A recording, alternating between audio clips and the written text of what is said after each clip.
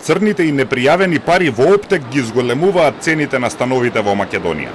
Само во изминатата година, според податоците на Народната банка, цените на становите се зголемени за над 22%, а во изминатите 4 години квадратот е поскапен за 75%. Гувернерот Трајко Славески соопшти дека половина од новопродадените станови се купуваат во готово.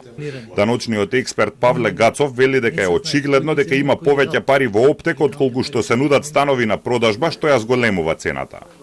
А пари доаѓаат по разни основи. Сигурно овие што ги зборувам, неоданочени пари, црни пари, не знам, криминални активности, перење на пари, пари од странство, работење и наплата па пренос на готовина од странство во Македонија без да се платат давачки, да се пријат тие пари и така натаму и така натаму. Така да системски на сите точки треба да се затворат овие ризици. Очигледно за сега тоа не се прави. Гацов вели дека се потребни механизми и алатки за намалување на готовината во оптек. Економистите знаат дека готовината е керозин за корупцијата, за сивата економија, за митото и така натаму, за перење на пари, даночна евазија.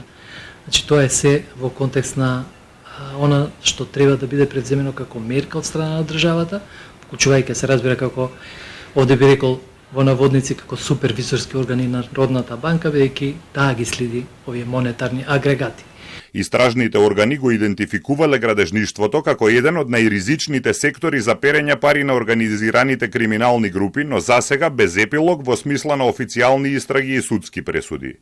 Во проценката на заканиот сериозен и организиран криминал за 2025-та на Министерството за внатрешни работи се наведува дека организираните криминални групи ги перат куповите пари заработени од шверц со дрога преку криптовалути, брз трансфер на пари, коцкарници и градежништво.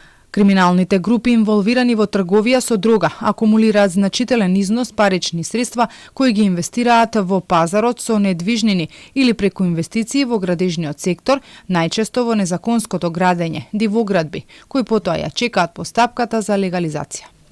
Националната стратегија за борба против перењето пари и финансирањето тероризам 2021-2024, како и извештајот за спроведената проценка на ризикот од перење пари и финансирање тероризам на Управата за финансиско разузнавање, го идентификува градежништвото како сектор со средно висока ранливост од перење пари, највисок ризик од сите нефинансиски дејности.